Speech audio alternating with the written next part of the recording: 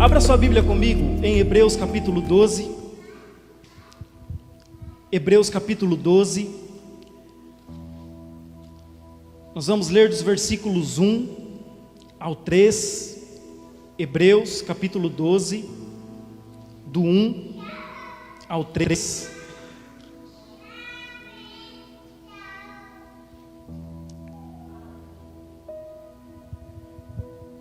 Fale para a pessoa que está do seu lado aí: Deus te chamou como coluna na igreja dele. Aleluias, glórias a Deus. Hebreus capítulo 12, do 1 ao 3, diz assim: Portanto, também nós, visto que temos a rodear-nos tão grande nuvem de testemunhas, livremo-nos de todo peso e do pecado que tão firmemente se apega a nós, e corramos com perseverança a carreira que nos está proposta, olhando firmemente para o autor e consumador da fé, Jesus, o qual, em troca da alegria que lhe estava proposta, suportou a cruz, sem se importar com a vergonha, e agora está sentado à direita do trono de Deus. Portanto, pensem naquele que suportou tamanha oposição dos pecadores contra si mesmo, para que vocês não se cansem e nem desanimem. Glórias a Deus. Meus irmãos, você consegue entender o tamanho, a dimensão e a grandeza da obra de Deus na terra? A obra de Deus, ela é muito grande. Ninguém que é chamado para servir deve servir por dó ou por pena, porque se eu não fizer, não vai ter outra pessoa para fazer, então eu tenho que fazer.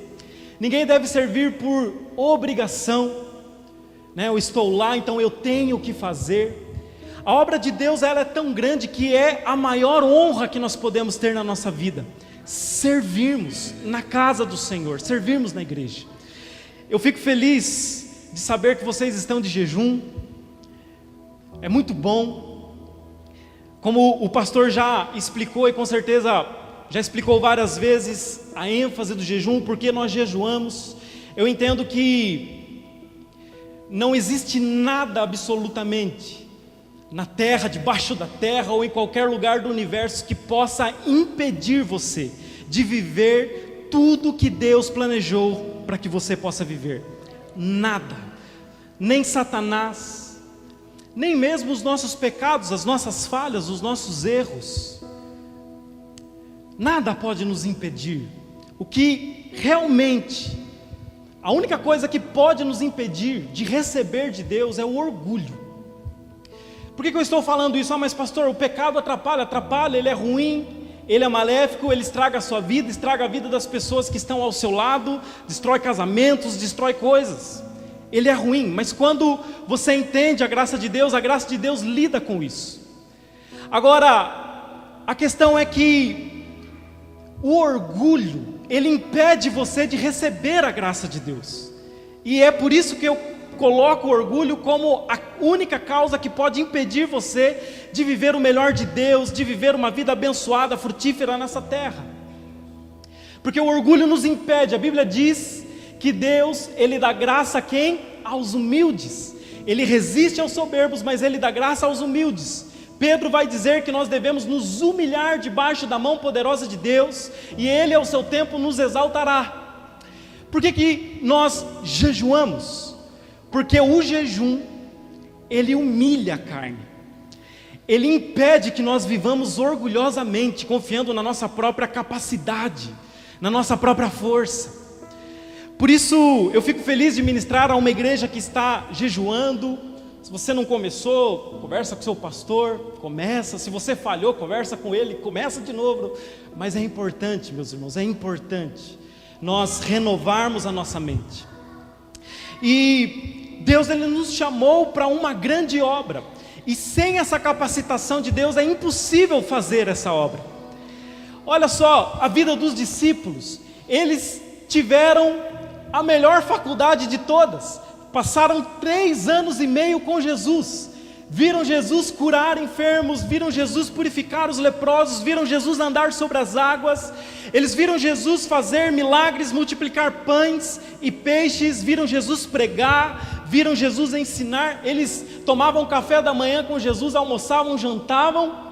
Só que quando Jesus, após ressuscitar, Ele está para subir ao céu, Jesus dá uma ordem para os discípulos.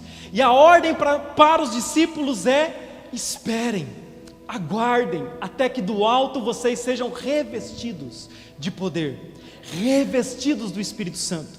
Porque existe algo mais ainda, nós precisamos entender isso. Imagina se você passasse um dia com Jesus inteiro.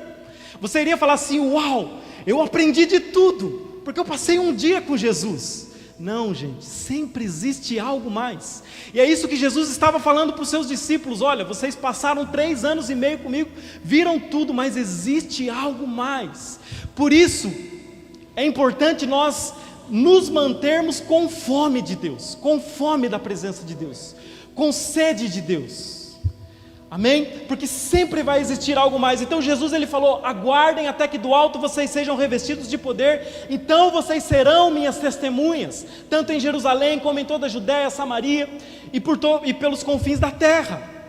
Então, meus irmãos, esse esperar é algo importante para nós. Nós não podemos sair por aí dizendo assim: eu sei de tudo, eu posso fazer as coisas. Não. E esse é um dos motivos do porquê nós buscamos a Deus, porque nós jejuamos, porque sempre haverá mais. E isso implica em esperarmos de Deus, sermos revestidos de Deus para aquilo que Ele nos chamou. Então a obra de Deus, ela é muito grande. E eu fico feliz, pastor, de chegar na porta da igreja hoje, ter 2 pessoas para me receber lá, ter o álcool em gel, tudo estar em ordem. Eu fiquei feliz de ser bem recebido, porque nós criamos uma coisa. Por exemplo, nós criamos uma reverência pelo altar. Não pode subir no altar, né? Se não estiver em santidade. Nós criamos uma coisa assim. A Bíblia diz que nós somos o templo do Espírito Santo. Mas nós criamos uma coisa assim com o espaço, e eu creio no zelo pelo espaço, sim. Mas o que eu quero falar a vocês é que o mesmo zelo que a gente tem aqui pelo altar, nós devemos ter pelo banheiro, nós devemos ter pela porta, pelo estacionamento, pelas cadeiras, pela limpeza. Amém? E eu tenho certeza de uma coisa: Deus chamou você, te capacitou, te deu dons, te deu talentos naturais. E eu tenho certeza absoluta que existe algo que queima no seu coração, que ao fazer você vai se sentir satisfeito, você vai se sentir pleno. A palavra fala de Jesus, que Ele verá o fruto do seu penoso trabalho e se alegrará. Jesus, Ele vê o fruto do seu trabalho penoso e Ele se alegra. E isso também é uma palavra para nós. Quando nós vemos o fruto do nosso trabalho, nós nos alegramos. E quando nós fazemos ao Senhor algo, nós nos alegramos. Não vou mentir para vocês, existem momentos difíceis, existem momentos que o peso é um pouco maior, mas uma coisa é certa, meu irmão: não existe coisa melhor na terra, nesse mundo, nessa era, nessa vida que nós estamos vivendo aqui, do que servir nessa grandiosa obra de Deus. Aleluias, glórias a Deus. Então Deus te chamou. Não venha para a igreja somente para ocupar um lugar. Não entre para uma área, um departamento somente para ocupar uma vaga. Entenda que você tem uma missão de Deus sobre a sua vida e que Ele te capacitou para aquilo. Aleluias. E juntos como igreja, meus irmãos, vocês podem abalar esse lugar. Eu creio, pastor, juntos nós como igreja em Capão Bonito, nós podemos abalar essa cidade. Eu creio, meu irmão, as portas do inferno não podem prevalecer contra a igreja. Amém? Então, quando a igreja vai, não existe inferno, não existe diabo, não existem demônios, eles fogem de nós. Essa que é a verdade. A questão é que nós temos que ir. E para nós irmos, nós precisamos de pessoas comprometidas. Então eu quero trazer essa palavra para você, que existe honra em servir, e Deus te chama para servir. Quando você planeja o seu ano e você coloca aqui talvez um carro novo, isso é bênção. Uma casa, uma reforma, um trabalho novo, estudar, coloque também como princípio na sua vida: eu quero servir o Senhor com todo o meu coração, eu quero ter uma vida relevante na minha comunidade, na minha igreja. Amém? eu quero trazer rapidamente, relembrar um pouco do contexto que nós estamos vivendo. Nós passamos por muitos embaraços nesses últimos anos. Nós passamos por uma pandemia, ainda tem, mas nós sabemos que já não está mais naqueles níveis elevados, mas onde as igrejas foram fechadas, o comércio foi fechado, preços subiram. Nós passamos por uma eleição conturbadíssima ano passado. Nós passamos e ainda estamos passando, por uma guerra que afetou o mundo inteiro. Mas eu quero dizer uma coisa para você. Depois da pandemia, muitas igrejas voltaram com muita dificuldade. Outras igrejas nem voltaram até agora. Fecharam as portas e não conseguiram abrir de novo.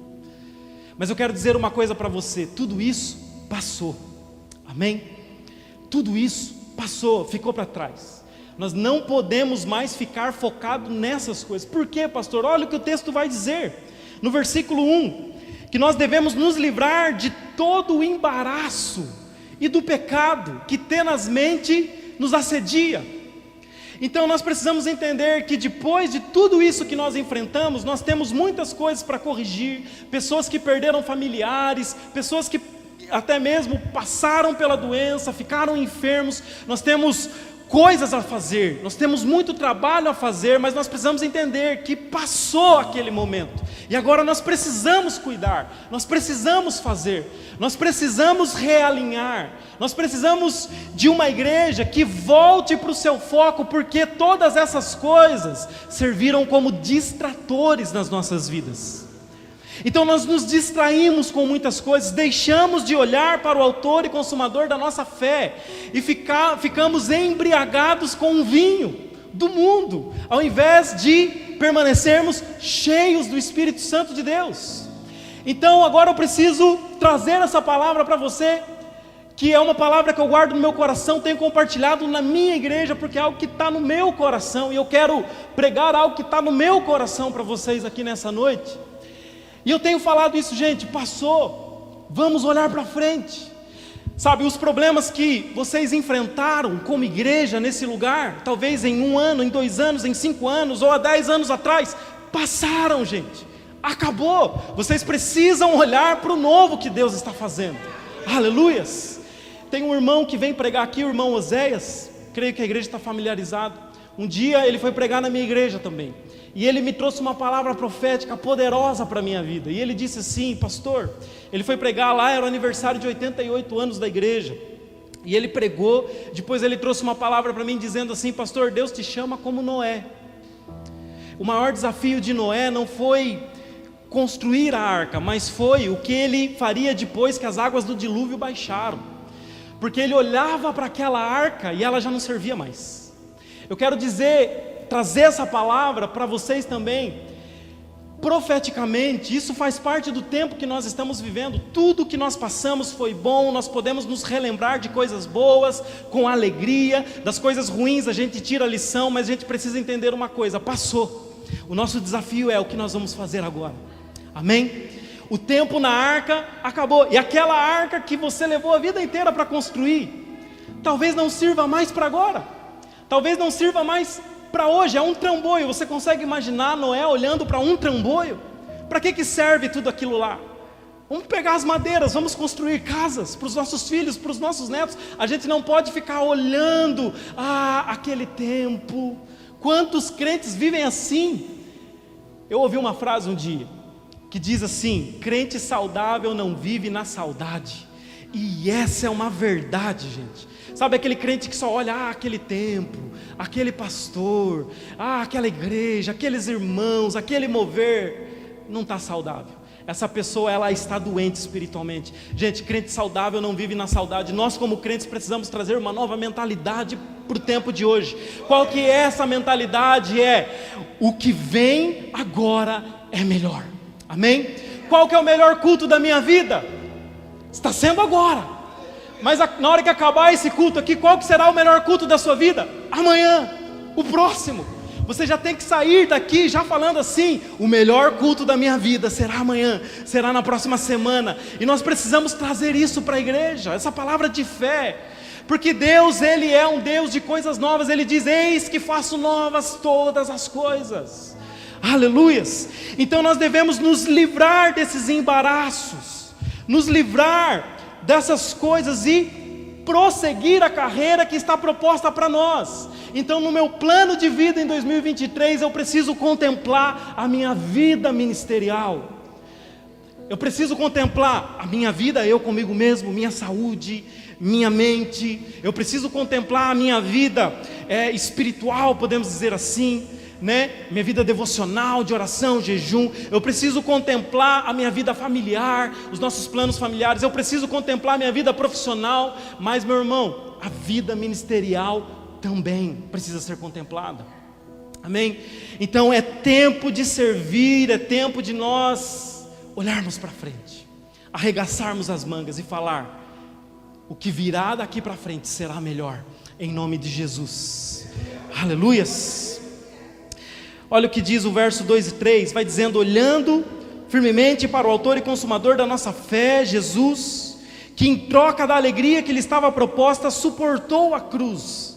Eu preciso trazer para o coração dos irmãos o motivo de nós estarmos aqui. Por que você está aqui como igreja? Por que você serve na casa do Senhor? Por que você se dispõe? Por que você semeia o seu tempo? Sabe, por que você faz isso? Por que eu vou me envolver? Meu irmão, não é sobre você fazer, é sobre o que Jesus fez. É isso que Paulo está falando nesse texto. Eu creio que foi Paulo que escreveu Hebreus. É isso que ele está falando nesse texto. Olha, deixem os embaraços, deixem os pecados, olhem para Jesus. Por quê? Porque Ele é o motivo de nós estarmos aqui. Ele é o motivo. Por que eu sirvo? Porque Ele me resgatou.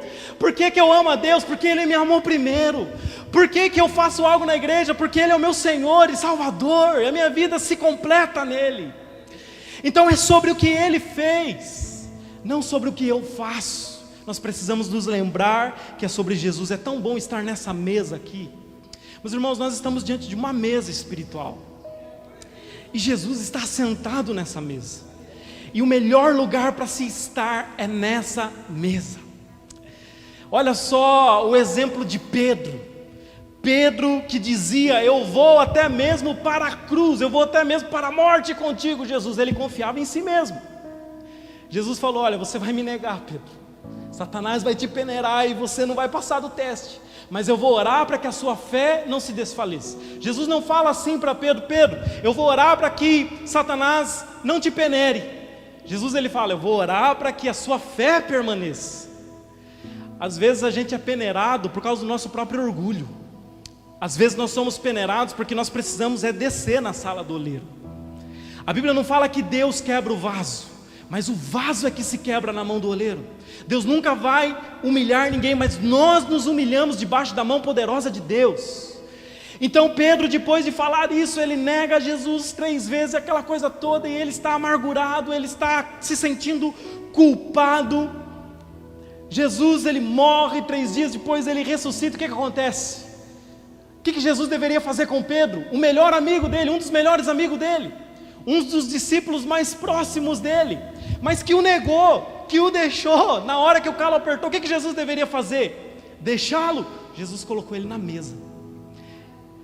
E aí Jesus ele vai falar com Pedro ali, e há um jogo de palavras ali no final de João, quando Jesus ele diz para Pedro assim: Pedro, tu me amas com um amor acima de todas as coisas, um amor incondicional, você me ama mais do que os outros. E Pedro fala: tu sabes que eu te tenho como amigo. Quando Pedro responde: tu sabes que eu te amo, ele usa uma palavra que é a palavra filéu no grego, que é um amor de amigo, não o amor ágape, o amor perfeito. Então Jesus pergunta: você me ama com ágape? Ele responde: olha, eu te amo como amigo. E aí Jesus fala o que para ele? Você está excluído? Não, ele fala: então apacenta as minhas ovelhas, Pedro. Porque o que Jesus tinha chamado ele para fazer no início? Ser um pescador de homens. Jesus não tirou ele da posição dele, ainda que ele tivesse pecado e tivesse errado. Aí depois Jesus desce um nível, e Jesus fala: Pedro, tu me amas. Aí ele não acrescenta mais aquela frase, mais do que aos outros. Ele diz simplesmente: tu me amas. E Pedro responde de novo: tu sabes que eu te tenho como amigo. E aí Jesus fala: apacenta as minhas ovelhas. Aí Jesus desce em mais um nível, e Jesus fala para Pedro então: você me tem como amigo, Pedro? Quando ele, na terceira vez ele pergunta, tu me amas? Ele está falando, tu me filéu, que é o amor de amigos. E aí Pedro chora, porque ele entende que Jesus veio ao seu nível. Então entenda uma coisa, o lugar à mesa que nós temos, não é pela nossa força, é porque Ele desceu ao nosso nível, amém? É porque Ele veio até nós, é porque Ele nos sustentou, é porque Ele não nos deixou perecer, aleluia. Então Paulo está falando aqui, olha, então olhem para Jesus e sirvam, sigam a Jesus. Olha o que diz o verso 14 e 15, Hebreus 12, 14 e 15.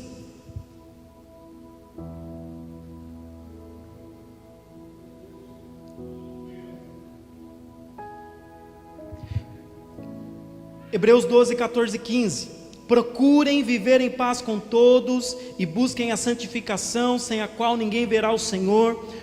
Cuidem para que ninguém fique afastado da graça de Deus e que nenhuma raiz de amargura brotando cause perturbação e por meio dela muitos sejam contaminados. Então o que a palavra de Deus está falando aqui?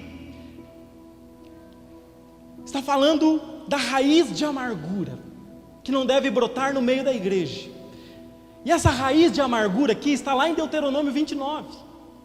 E a raiz de amargura é uma pessoa que se afastou da aliança, é uma pessoa que se afastou da graça. Por isso o texto está falando aqui, olha, procurem a paz com todos e a santificação, sem a qual ninguém verá a Deus, tendo cuidado para que ninguém seja faltoso, se separando da graça de Deus. Quando alguém se separa da graça de Deus, essa pessoa se torna faltosa. E aí ele vai falando para que não brote raiz de amargura entre vocês. Então a pessoa que se afasta da aliança, que se afasta de Deus, ela pode se tornar uma raiz de amargura, e nós precisamos tomar cuidado com isso. Então entenda uma coisa, 2023 como igreja nós vamos enfrentar muitas lutas, nós vamos enfrentar oposições. Como que eu sei disso? Porque a igreja sempre enfrentou, sempre vai enfrentar. Sempre vai haver oposição em todos os níveis, pessoas que saem da igreja, que falam mal da igreja, pessoas que mudam de igreja, e não há problema com isso, mas aquela pessoa que sai com uma raiz de amargura, que não honra o que aquela igreja fez por ela, então ela pode se tornar uma raiz de amargura dentro da igreja. Então há esse nível de oposições, mas há outros níveis. Autoridades podem se oporem à igreja, porque nós sabemos que esse mundo persegue a igreja em muitas formas. Então haverão oposições, sim, haverão dificuldades, sim, contra a igreja, em todos os níveis. Mas a Bíblia vai falar para nós buscarmos a paz e a santificação. O que é isso? É orar por essas pessoas, mas se separar delas. Eu busco a paz com todo mundo, eu oro por todo mundo, mas eu busco a paz e a santificação, a separação, porque eu não quero que nenhuma raiz de amargura brote no nosso meio. Então o que é se separar? É não dar ouvidos para aquela pessoa que só critica, aquela pessoa que só fala que não vai dar certo, aquela pessoa que só fala que não vai prosperar. Ela é uma raiz de amargura, ela precisa do quê? De oração, mas eu preciso me separar nesse sentido de não dar ouvidos a ela, para que eu não seja contaminado e eu venha contaminar a outros, amém? Então nós precisamos tomar cuidado com isso dentro da igreja. Agora, uma das chaves para um 2023 abençoado é você buscar o reino e a justiça em primeiro lugar, é você se envolver na obra de Deus. Por isso se envolva na obra de Deus, tendo esse coração de orar pelas pessoas, mas se separar de tudo quanto é tipo de crítica que não produz nada, mas que só quer minar a obra de Deus. Críticas acontecem, nós somos os que mais criticam a igreja, né, pastor? Os que mais se autocriticam são os pastores. A gente está aberto para ouvir, mas uma coisa é ouvir de alguém que está com um coração sincero para melhorar, e uma outra coisa é ouvir nos corredores de pessoas que só falam coisas ruins da igreja. Então nós precisamos nos separar dessas coisas, nos separar do que o mundo diz, do que as pessoas dizem. Então busque o reino e a sua justiça, se envolva na obra de Deus. Não siga o exemplo de Mical. Mical, filha de Saul, primeira esposa de Davi. Mical, ela era uma mulher amargurada. Quando Davi vai buscar a arca da aliança, símbolo da presença de Deus, e Davi traz a arca para o centro de Israel, para Jerusalém, o que acontece? Uma festa, um mover de Deus está ali, a presença de Deus está ali. Davi começa a dançar extravagantemente, ele começa a adorar a Deus como nós estávamos adorando aqui. Só que ele foi tão extravagante que ele como que tivesse tirado a sua roupa, uma parte da sua roupa, né, como se fosse a sua camiseta, e ele estava dançando diante de Deus, e diante da presença de Deus, e do mover de Deus. Mical estava, sabe aonde? Na janela olhando, e quando Davi chega perto dela, ela diz: que papelão que você fez, se tornando um vadio qualquer. E aí Davi responde para ela dizendo assim: olha, eu não sou nada disso, eu estou dançando diante do meu Deus, por isso eu me farei ainda mais desprezível para servir a Deus. Não importa o que as pessoas falem de mim, eu vou servir a Deus com extravagância, eu vou adorar a Deus com todo o meu coração, porque Ele é bom, e a sua misericórdia dura para sempre. E aí a palavra vai dizer que Mical morreu estéril. Pessoas que só ficam na janela nunca vão entender o mover de Deus. Mical não entendia porque Davi estava dançando, ou porque as pessoas estavam adorando, porque ela não estava dentro do mover. Aí ela passou a criticar. Pessoas assim morrem sem frutificar. Então nós não devemos seguir o exemplo de Mical, nós devemos entrar dentro do mover. O mover de Deus é a coisa mais preciosa da sua vida, da sua família e desta igreja. A coisa mais preciosa, o tesouro mais precioso que você tem, não é a sua conta, não é o seu carro, não é nada disso. Tudo isso são bênçãos de Deus, mas não é nada disso. O maior tesouro é o mover de Deus. Sabe qual que é o maior tesouro de uma igreja? Não é os equipamentos de som, não são as cadeiras, não é a mesa, não é o prédio, o terreno comprado. Esses não são os maiores tesouros da igreja. Mas sabe o que mais? O maior tesouro da igreja também não é o pastor. Não é, ele é um servo, um anjo de Deus, mas não é o maior tesouro. E acreditem, o maior tesouro de uma igreja não são as pessoas. O maior tesouro de uma igreja é o mover de Deus. Aleluias. É o mover de Deus que atrai, é o mover de Deus que cura, é o mover de Deus que transforma. Você entra aqui enfermo e sai curado, você entra se sentindo condenado e sai justificado. É o mover de Deus, igreja. É o mover de Deus que faz com que o viciado deixe o seu vício aqui no altar. É o mover de Deus que proporciona todas essas coisas. Por isso é o maior tesouro que nós temos. Aleluias. Então nós devemos preservar o mover de Deus entre nós. Agora, olha o que diz o versículo 16, Hebreus 12, 16, vai aparecer aqui para nós, vamos ler juntos aqui. Que não haja nenhum imoral ou profano como foi Esaú, que por uma única refeição vendeu os seus direitos de herança como filho mais velho, vendeu o direito de primogenitura. Então Paulo, ele continua falando da mesma coisa, o mesmo contexto. Ele diz, olha, que não haja nenhum profano que venda a sua primogenitura. Agora olha o que diz o verso 22 e 23. Mas vocês chegaram ao monte Sião e a Jerusalém celestial, a cidade do Deus vivo, chegaram aos milhares de anjos em alegre reunião, a igreja dos primogênitos, cujos nomes estão escritos nos céus. Então olha só, o texto está falando duas coisas: que não haja ninguém que rejeite a primogenitura, como Esaú rejeitou a primogenitura. Mas vocês foram chamados para a igreja de quem? Dos primogênitos. Então o que a palavra de Deus ela tem a nos ensinar? Esaú vendeu o direito de primogenitura, mas nós somos chamados para a igreja dos primogênitos. Ou seja, o que Esaú rejeitou, nós como igreja recebemos. E ele rejeitou o seu direito à maior de todas as bênçãos, a bênção da primogenitura. Quando a Bíblia fala que nós somos a igreja dos primogênitos, a Bíblia está querendo nos falar um princípio. Quem que é o primogênito de Deus? Jesus, Ele é o primogênito. Mas a Bíblia diz que nós estamos nele. Por isso tudo o que é dado a Ele é dado a nós também. Por isso nós somos a igreja dos primogênitos. Agora Jesus ele deixa de ser o primogênito e ele passa a ser o primeiro, mas nós somos os outros que vêm junto. E nós somos herdeiros das mesmas bênçãos de Cristo Jesus. 1 João 4, versículo 17 diz assim, que tal como Ele é, somos nós neste mundo.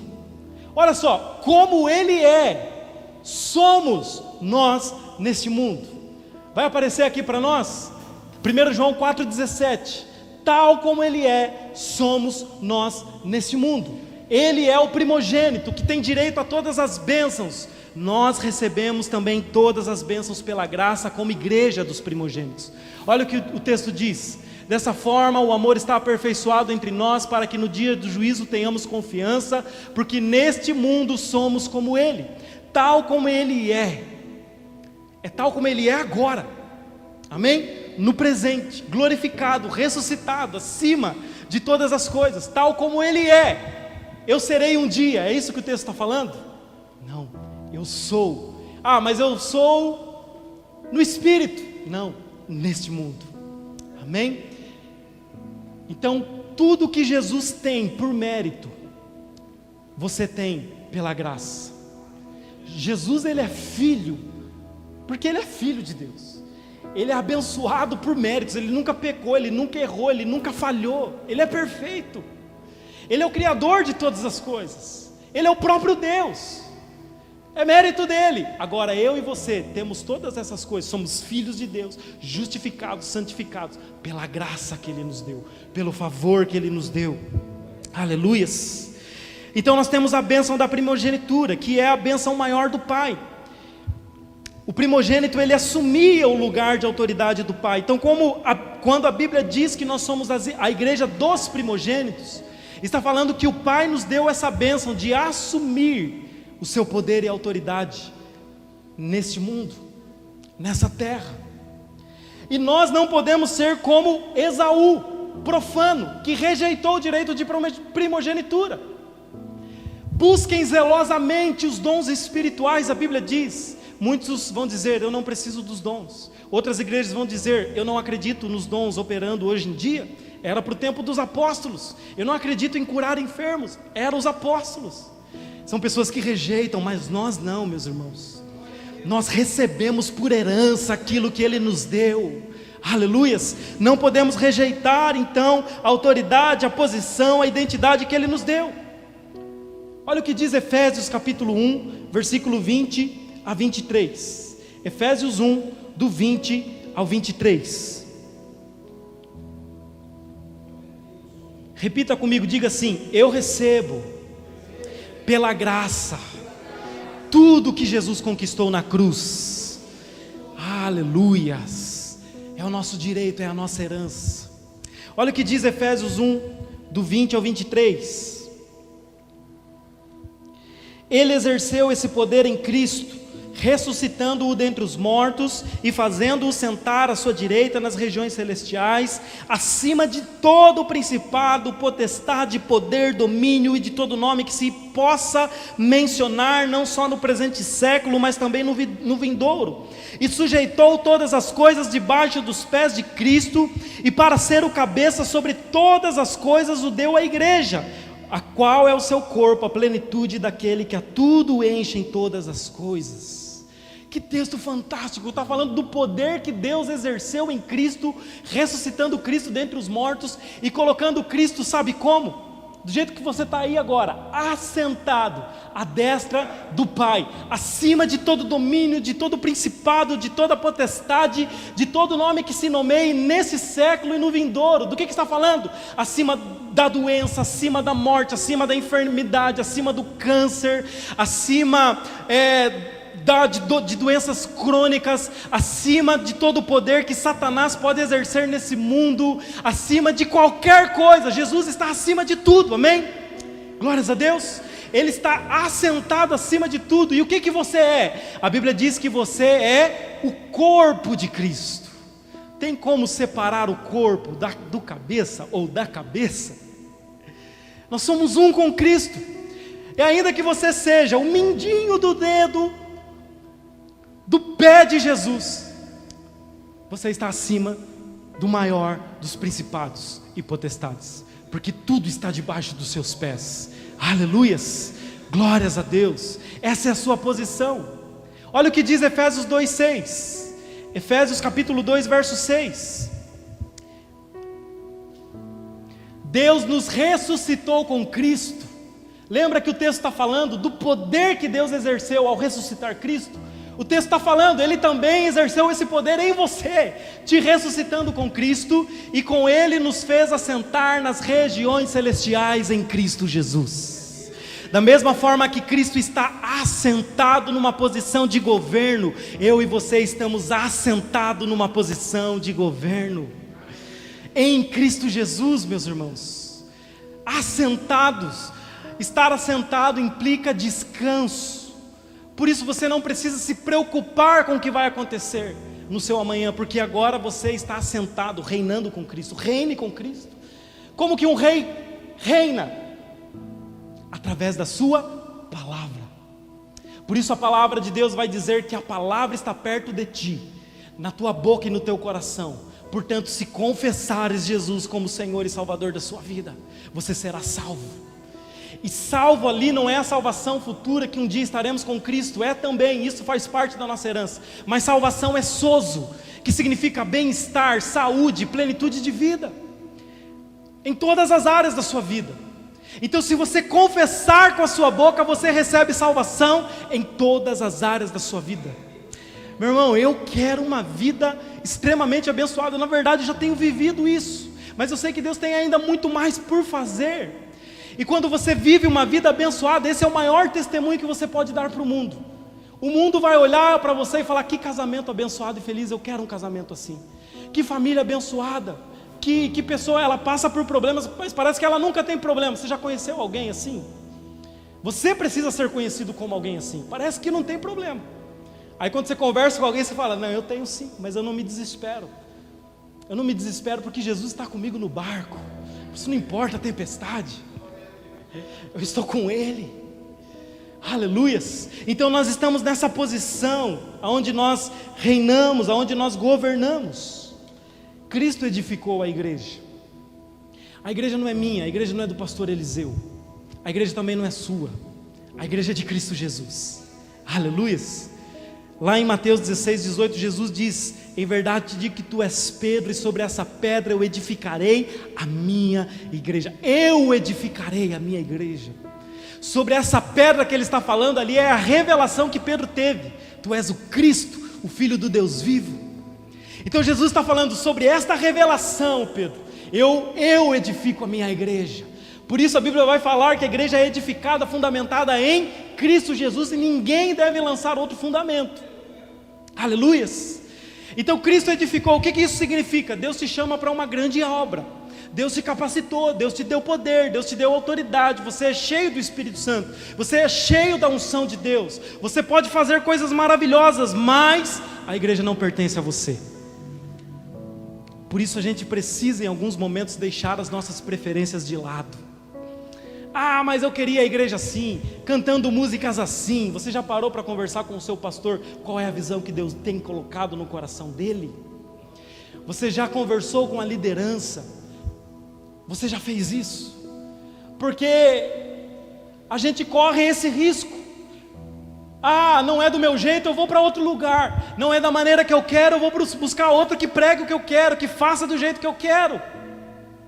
E as igrejas aqui em Capão Bonito estão assim, infelizmente, de pessoas indo de um lugar para outro, porque as pessoas, elas se sentem donas da igreja. A igreja tem que ser do meu jeito, e não tem que ser do meu jeito, tem que ser do jeito de Cristo Jesus. Não é a igreja que se amolda a mim, sou eu que me amoldo a ela para servir. Amém? Nós precisamos entender isso. Qual que é a doutrina da igreja? Qual que é a mensagem que a igreja prega? Qual é a visão? Qual é o plano da igreja esse ano? Qual é a nossa missão que nós iremos fazer? Eu vou me amoldar a isso. É claro que nós trazemos coisas para acrescentar, mas quando a nossa preferência entra em coalizão com a visão que a igreja já tem estabelecida, a gente precisa se submeter e orar e esperar o tempo de Deus. E o tempo vai provar o seu fruto. Se é uma coisa boa, vai acontecer na igreja depois. Você precisa descansar nesses momentos. Mas uma coisa você não pode fazer: ser insubmisso, ou simplesmente viver uma vida superficial como crente. Não vou mais, não faço mais. E a igreja do Senhor, a igreja que Cristo edificou, ela tem duas realidades: a realidade visível e a realidade invisível. Fale para a pessoa que está do seu lado: a igreja visível e igreja invisível. A igreja invisível, meus irmãos, é a igreja de todo mundo. Aleluias. É a igreja que está lá no Japão, que está lá na Coreia, na China, na Argentina, em todos os lugares. É a igreja não somente que está em todos os lugares, mas a igreja de todos aqueles que foram salvos desde o primeiro salvo, que foi Adão. Adão foi salvo? Foi. Eu vou me encontrar com ele no céu? Vai. Eu vou brigar com ele? Não vai. Paulo falou que ele é um herói da fé. Quando você chegar lá, você vai conhecer a história, você vai falar: cara, você deu a volta por cima, Deus te abençoou, e nós dois estamos aqui porque Deus nos resgatou. Se não fosse Deus, nenhum de nós estaríamos aqui. Então, desde Adão, passando por Abraão, Isaac, Jacó, todos os reis, Davi, Salomão, todos eles são a igreja invisível de Deus. É a igreja, a universal assembleia, que Hebreus 12 vai dizer. É a igreja invisível, a igreja de todos os tempos. Mas quando você crê em Jesus, você começa a fazer parte dessa igreja invisível. Mas você passa também a fazer parte de uma igreja visível, que é a igreja local, que você pode ver, que você pode se relacionar. Não tem como você se relacionar com essas pessoas invisíveis, né? Com Abraão, Isaac e Jacó, não tem como. Mas você pode se relacionar com a pessoa que está do seu lado. Essa é a igreja visível, onde Deus te plantou. Então, quando você entra para a igreja invisível, você assume um compromisso com a igreja local e visível. E nós precisamos assumir esse compromisso com a igreja que nós estamos. Eu assumo com a minha igreja metodista, você assume com a sua igreja, Sagradas Missões. Amém? Nós precisamos ter essa maturidade no nosso coração. Precisamos deixar de ser meninos, agitado por todo o vento de doutrina. Aparece alguém que você nem conhece falando coisas do seu pastor, que você conhece, você sai da sua igreja porque falaram do seu pastor, sem nem antes chegar para ele e falar: pastor, estão falando isso de você. Alguém está profetizando lá não sei aonde, você nem conhece, você vai lá para você ter uma adivinhação do seu futuro. Para com isso. Vamos ser maduros. Que 2023 seja o ano onde a igreja Sagradas Missões, eu incluo a igreja metodista, possa amadurecer nisso. Aleluias, glórias a Deus. Satanás, ele não pode atingir a igreja, porém do lado de fora ele não tem como. Ele sabe que ele é derrotado, fracassado. Ele corre da igreja, ele corre dos santos. Ele não pode atingir pelo lado de fora, mas ele pode atingir por onde? Por dentro, pelo lado de dentro. Mas ele não pode entrar na igreja, pastor. Mas ele usa pessoas que aqui entram. Como que ele atinge a igreja de dentro para fora? Plantando coisas. Por exemplo, uma das coisas que ele planta é pessoas que se opõem ao princípio de autoridade estabelecido por Deus. Vocês já viram a história dos filhos de Coré? Nós não aceitamos Arão como liderança para nós. Por que ele tem que liderar nós? Por que ele tem que ser o nosso líder, Moisés? Não, eu também conheço a Deus, eu também profetizo, eu posso liderar. Deus chega e fala: então vocês vão colocar 12 bordões, e o bordão que florescer, esse será para mostrar que a liderança que vocês têm sobre a vida de vocês, foi eu quem coloquei, para servir a vocês, para abençoar a vida de vocês. E o bordão de Arão floresceu, e os filhos de Corá morreram. Hoje ninguém vai morrer por insubmissão, mas pode morrer depois no final e ser condenado, né? Mas morre por dentro.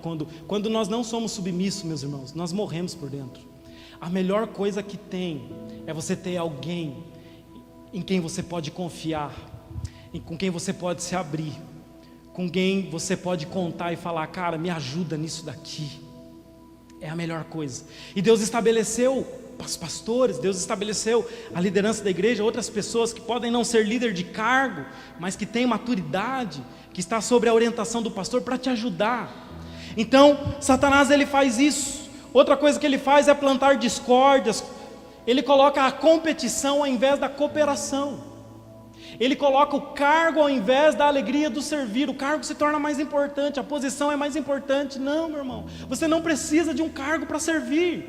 Amém? Você não precisa de um púlpito para pregar. Você não precisa de um cargo para fazer alguma coisa nessa igreja. Vá e faça, sob a orientação do seu pastor. Vá e se disponha. Amém? Você não precisa ser líder de nada para fazer nada.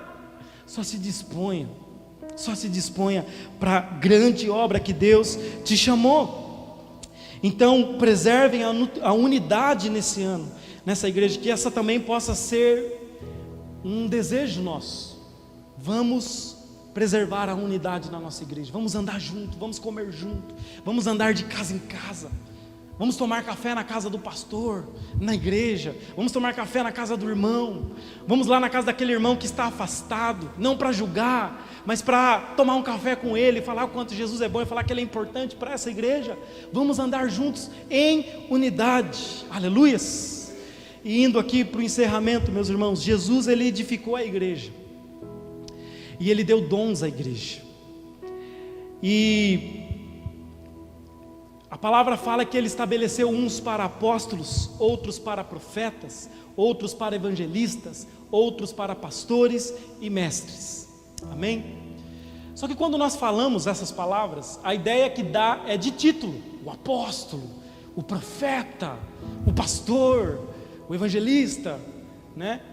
Eu quero trazer um entendimento no sentido de desinstitucionalizar isso, porque isso não fala de uma hierarquia que está sobre a igreja, o apóstolo, o profeta, exatamente, fala espiritualmente sim, num sentido, mas não fala de cargos e de posições, fala de dons que Deus deu para a igreja, para que a igreja possa fluir, para que a igreja possa manifestar a Cristo. Amém? Nós estamos aqui para manifestar a Cristo Jesus, mas eu sozinho não consigo manifestar a Cristo. Eu manifesto algumas coisas de Cristo, o pastor Eliseu manifesta outras coisas de Cristo, você manifesta outras coisas, e cada um no seu dom, no seu chamado, na sua forma, manifesta a Cristo na sua totalidade. Então, abra a sua Bíblia comigo em Efésios 4, versículo 11. Então nós vamos entender que Deus ele estabeleceu uma organização para a igreja, e você faz parte dessa organização. Efésios 4:11. E ele designou alguns para apóstolos, outros para profetas, outros para evangelistas e outros para pastores e mestres. Próximo versículo. Com o fim de preparar os santos para a obra do ministério, para que o corpo de Cristo seja edificado. E aí continua. Qual que é o fim? Edificar quem? O corpo, os santos. Então nós vamos entender isso. Imagine, nós estamos falando que Cristo edificou a sua igreja, Ele construiu a igreja. Nós estamos falando de uma construção. Então imagine uma grande construção. Essa igreja é uma grande construção. Imagine uma grande construção. Uma construção precisa do quê? Precisa de um arquiteto, que vai desenhar a planta. Mas só ele não constrói sozinho. Precisa de um engenheiro, que calcula quanto de cimento, quanto de pedra, calcula como vai ser lá a força, né, do reboco e tudo mais. Esse é um engenheiro. Mas só os dois também não constroem. Precisa dos pedreiros. Os pedreiros é que colocam os tijolos nos seus devidos lugares. Os pedreiros é que carregam os tijolos para os seus devidos lugares. Mas há também uma necessidade das pedras, né? Vamos colocar aqui a construção como sendo de pedra, não de tijolo, porque nós somos pedras vivas de Deus, amém? Tijolo, tudo tem o mesmo formato, tudo tem que ser igual, tudo tem que pensar igual, todo mundo tem que ser assim nessa igreja aqui. Se pensa diferente, vai para outro lugar. Isso é tijolo. Deus não constrói com tijolo, Deus constrói com pedra. Nós somos o quê? Pedras vivas. Pedra tem formato tudo diferente, personalidade diferente, pensa diferente, mas há um propósito comum. Então, precisa das pedras. E nós podemos entender esse texto exatamente dessa forma. Então, quando a Bíblia fala que Deus estabeleceu apóstolos, eu quero falar do dom apostólico, que há pessoas aqui que têm o dom apostólico. Agora eu vou ser um apóstolo de Deus, vão ter que me chamar de apóstolo na igreja. Não, eu estou falando do dom apostólico, não do cargo, não da posição. O apóstolo, ele é como o arquiteto. O apóstolo, ele é aquela pessoa que tem a visão da construção, ele tem a visão de expansão, ele tem a planta de expandir, de construir algo novo, de fazer algo novo. Então ele desenha, ele tem a visão. O apóstolo, assim como Paulo, ele é aquele que edifica, que tem uma fome por plantar igrejas, que tem uma fome por multiplicar células. A pessoa que tem o dom apostólico, ela é um missionário nesse sentido de vamos crescer. Ontem eu estava conversando com uns líderes de célula, eu fiquei muito feliz, pastor, porque nós tínhamos ali, eu e mais 8 líderes de célula, e um deles falaram assim, eu fiz a pergunta, né, como vocês se sentiram liderando uma célula no ano passado? Eles foram respondendo, e um me deu uma resposta falando assim, eu me senti muito bem, eu vejo que Deus está semeando para algo, e ele falou assim, porque eu tenho a convicção no meu coração, que se Deus precisar de mais 8 igrejas em Capão Bonito, esse ano Ele tem aqui 8 pastores, amém? Então essa pessoa tem uma visão para frente, e eu preciso acompanhar essa visão, porque eu como pastor, às vezes eu quero acolher, eu quero cuidar, não, mas a gente precisa ter o apostólico na nossa vida. Cara, a cidade de Capão Bonito precisa ter 2, 3, 4, 5, 10 igrejas Sagradas Missões. Não só a cidade de Capão Bonito, os bairros, as cidades em volta. Nós precisamos pedir a Deus, Pai, dá-nos essa cidade, dá-nos um lugar. Eu sei que tem pessoas lá que nós podemos ser relevantes com o nosso ministério na vida dessas pessoas. Planta-nos nesses lugares.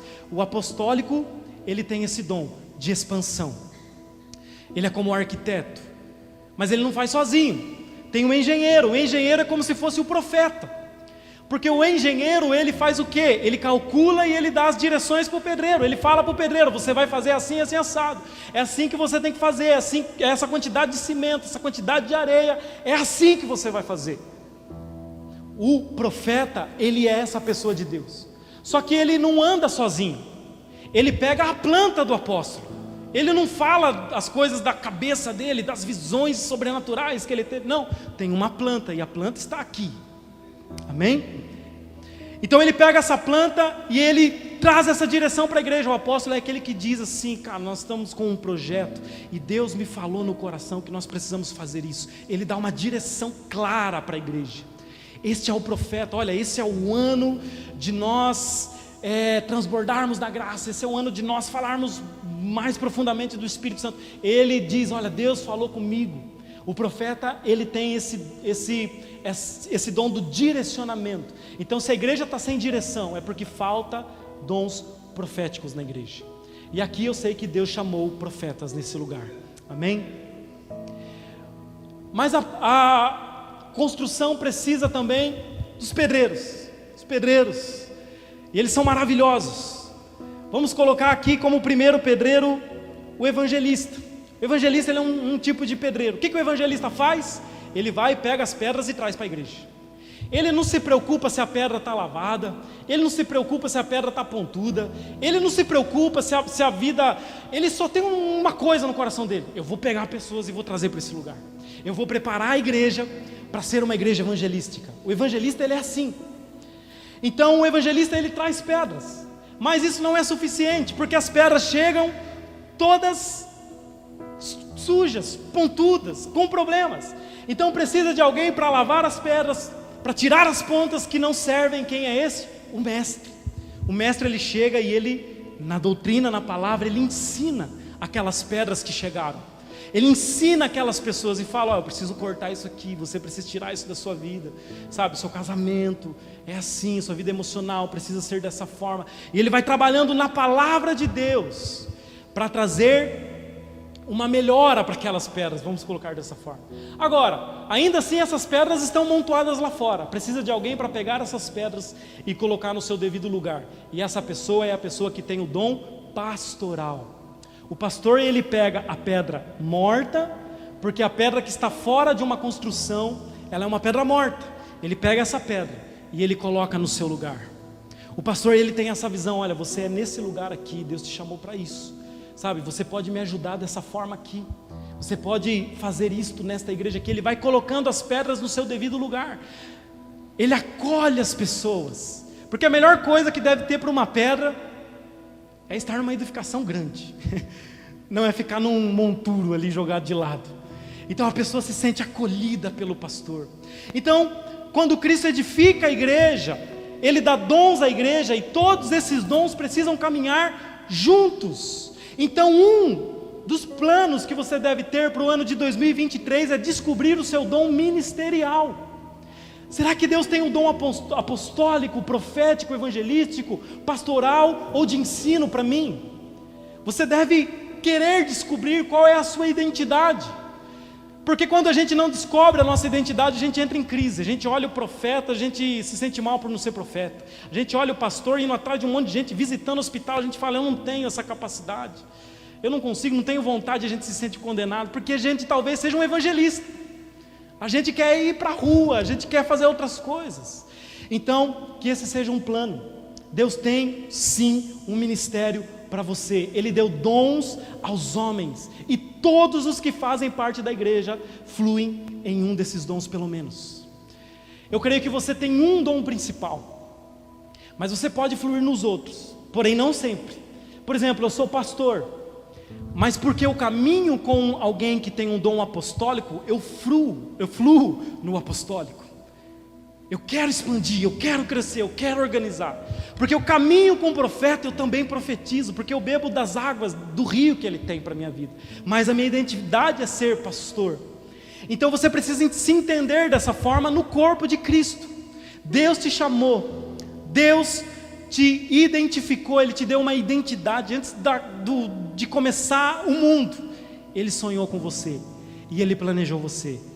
E agora você precisa deixar de ser uma pedra morta e vir para ser uma pedra viva e edificar aqui, pastor, uma grande igreja. Aleluia, uma igreja que vai ser uma igreja que faz a diferença na vida das pessoas, cheias do poder do Espírito Santo, uma igreja que flui nos dons, e uma igreja que faz muita diferença, como eu senti quando eu cheguei nessa igreja, de ser bem atendido.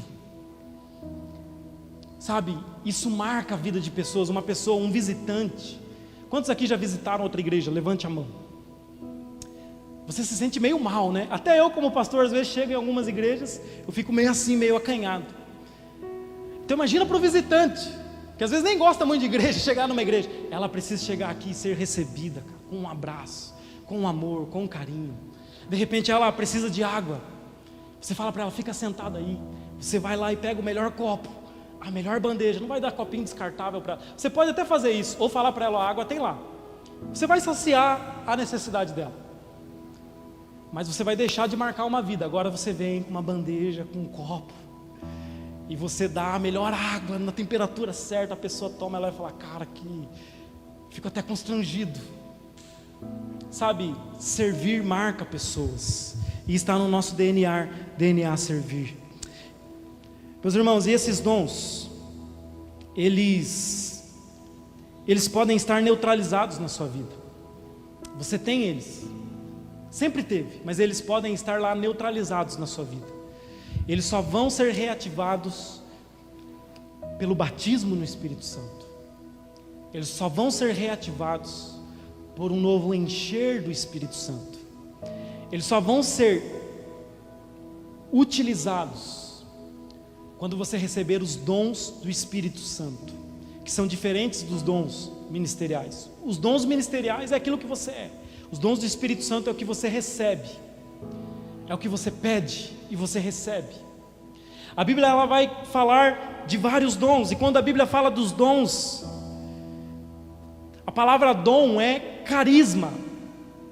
Carisma significa um presente, uma dádiva.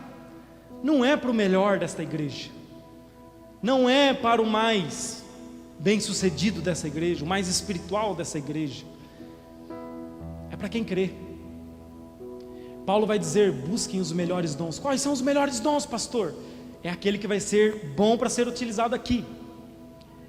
Por exemplo, o que é melhor? Um serrote ou uma faca? Depende do que você vai fazer. Se for cortar uma árvore, é melhor um serrote. Se for cortar carne, é melhor uma faca. Então quais são os melhores dons, pastor? Profetizar, falar em outras línguas, interpretar. Quais são os melhores dons, pastor? É o dom que esta igreja precisa. Esse é o melhor dom que você precisa buscar. E os dons, eles estão divididos em 3 categorias. É fácil de você decorar. A primeira categoria dos dons são os dons de fala. Tem a ver com a fala. São os dons de profecia, os dons de língua estranha e os dons de interpretação de línguas. Tem a ver com a fala. Tem a ver com profetizar, tem a ver com adorar a Deus, tem a ver com falar em línguas e interpretar essas línguas e como esses dons são importantes. A oração em línguas é a oração da graça, é a oração da nova aliança. Porque Paulo vai dizer orar sem cessar. Como que você ora o dia inteiro? Não tem como. Mas quando você fala em línguas, você está lá, no serviço. E o seu espírito está sendo edificado. Você está ouvindo a palavra aqui e você está ali, falando em línguas. E o seu espírito está sendo edificado. Então você pode ser batizado, ser cheio do Espírito Santo, falar em outras línguas. Você não precisa merecer, é fé. Você não precisa sentir, você precisa crer e abrir a boca para falar. Certa vez, quando eu queria esse dom, pastor, e eu cresci numa igreja tradicional, eles acreditam que não precisa. Graças a Deus essa história mudou. Mas acreditavam quando eu era pequeno, não precisa. E eu acreditava que eu não precisava. Mas um dia eu queria. E eu comecei a orar. Eu falei, eu quero falar em línguas, eu quero. Eu estava orando, e eu queria sentir, eu queria ver algo. E aí o Espírito Santo cochichou no meu coração. Sabe aquela voz interior? Que ela não tem como você não reconhecer. Falou assim, sabe por que você não fala? Eu parei. Falei, por quê? Por que você não abre a boca para falar? E eu abri a boca e comecei a falar. Eu não senti nada. Eu não vi luzes, eu não vi relâmpagos, terremotos, línguas como de fogo. Tem pessoas que veem, mas se você não ver, não significa que você não pode falar em línguas. Satanás, ele ataca tanto o dom de línguas na igreja. Em Coríntios nós vemos uma confusão. Todo mundo queria só pregar em línguas. Imagina eu chegar aqui, eu estou falando há quase 1 hora já. Até peço perdão já para os irmãos por falar tanto. Mas imagina eu chegar aqui e ficar 1 hora falando em línguas aqui para vocês. É melhor eu falar 3 ou 4 palavras em português. É isso que Paulo fala. Ele não vai falar que não pode falar. Ele vai falar que tem que ter ordem. Porque senão o visitante vem, não entende nada, vai embora, sem acontecer nada. Então se alguém vai pregar em línguas, vai falar em línguas dentro da igreja, então que tenha alguém que interprete. Isso não quer dizer que você não pode orar em línguas aí na cadeira. Não, mas aqui na frente quando alguém vai profetizar, precisa falar. Pode falar em línguas também, mas precisa falar em português para as pessoas entenderem. Mas Satanás, ele ataca tanto, falando que não precisa, que não. Ele vai falar que é da sua carne, e graças a Deus, porque se você não estiver na carne, você vai estar morto. Aí você já vai estar com Deus, não vai nem precisar falar em línguas mais. Porque os dons vão passar, quando você estiver diante de Deus, diante do que é perfeito, os dons passarão. Você tem que falar na carne mesmo, irmãos. Tem que falar com a sua boca. Só que a sua mente se desliga. E o seu coração começa a receber de Deus. Então peça, comece a falar em outras línguas. Você já pode. Você crê em Jesus? Quantos creem em Jesus aqui? Levante a mão. Amém? Então você pode falar em outras línguas. Há os dons do saber. É a segunda característica. Tem dentro dessa categoria de dons a palavra de sabedoria. Isso é uma capacitação, poder do Espírito Santo, meu irmão. Não é uma sabedoria humana. A sabedoria humana é loucura ainda para Deus, é nada perto de Deus. Mas essa sabedoria, essa palavra de sabedoria tem a ver com conselhos que vêm de Deus e que resolve a coisa. Que você sabe que não era você falando exatamente, que Deus te capacitou para aquilo e aquilo a pessoa ouviu e falou, uau. Ela chora, ou sei lá, a emoção que ela tem, mas ela recebe e aquilo resolve a vida dela. Tem a ver com o futuro. Você dá uma palavra, um conselho para ela.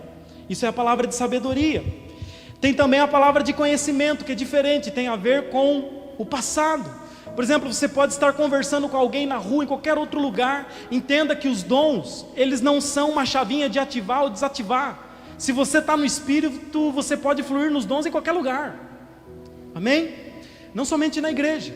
Então você sente uma sensação e você fala para aquela pessoa algo que só ela e Deus sabia.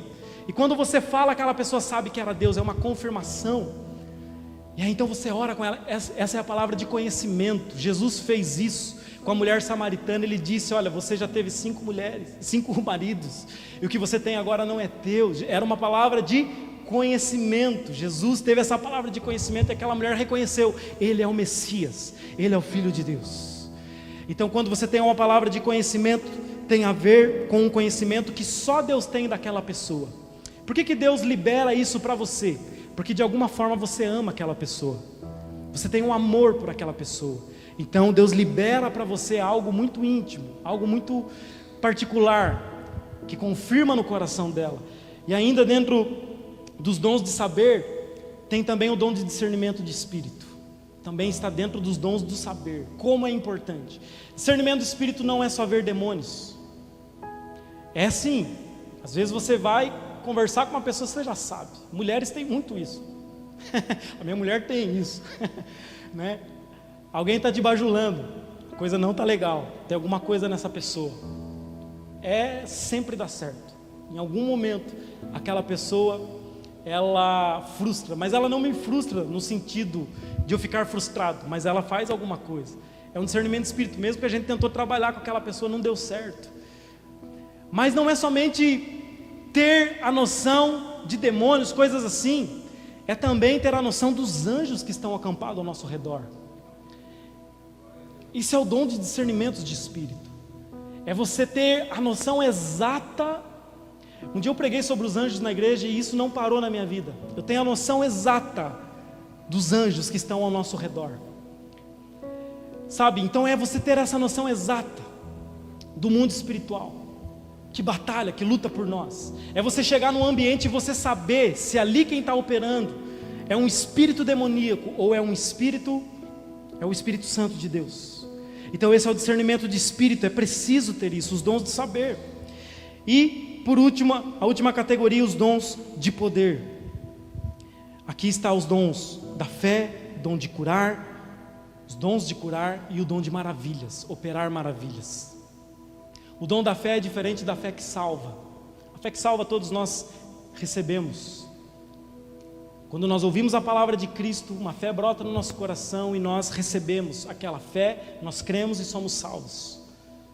Mas o dom da fé é diferente. O dom da fé é você não colocar limites, porque você tem uma palavra e você não abre mão daquela palavra. É você falar para o monte: saia daqui e vá para lá. E ele sai. O dom da fé, algumas pessoas têm, nem todas as pessoas têm. Você pode fluir de vez em quando, mas tem pessoas que têm o dom da fé. Os dons de curar, porque existem várias formas de curar pessoas, várias doenças. Tem pessoas que se manifestam de formas específicas, em doenças específicas. Tem as curas emocionais, por isso dons de curar no plural na Bíblia.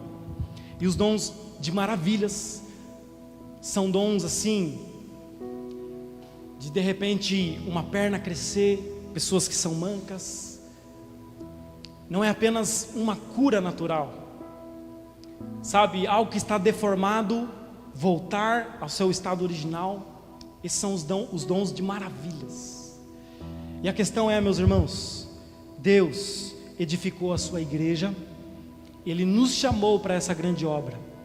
Você tem uma identidade e Ele te capacita no Espírito Santo para que você possa viver um 2023 não mais embaraçado com as coisas do mundo, embriagado com as coisas do mundo, mas focado numa vida ministerial, onde você vai poder marcar vidas nesse ano.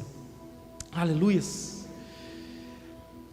Uma das grandes bênçãos que nós tivemos ontem também, conversando na reunião com os líderes de célula, foi ouvir isso deles. As pessoas que eles marcaram, sem eles saberem.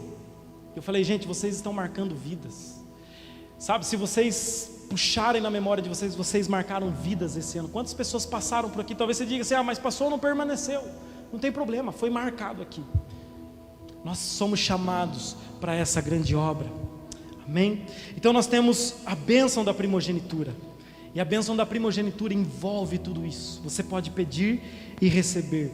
Coloque-se de pé no seu lugar. Vamos orar. Aleluias.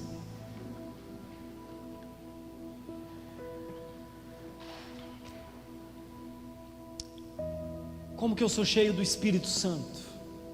Muitas coisas podem estar neutralizadas na sua vida, porque está faltando um novo encher do Espírito. Efésios 5,18 diz: não vos embriagueis com um vinho que leva à libertinagem, mas enchei-vos do Espírito Santo. E esse enchei-vos ali, além de ser um imperativo, ou seja, uma ordem, vocês têm que ser cheios do Espírito Santo como igreja, é também um ato contínuo. Ou seja, não é um dia eu fui cheio do Espírito Santo naquele retiro, naquele acampamento, no monte, e tá bom. Não, é todos os dias se enchendo do Espírito Santo. Como que eu me encho do Espírito Santo? O texto continua falando: enchei-vos do Espírito Santo, falando entre vós com hinos, salmos e cânticos espirituais. Então você não se enche do Espírito Santo com a boca fechada. Você não se enche do Espírito Santo se você não quiser. Você não é cheio do Espírito Santo se você não desejar, porque Ele é a pessoa mais doce do mundo. Ele não vai te encher se você de fato não quiser muito, se você não desejar. Ele age dessa forma.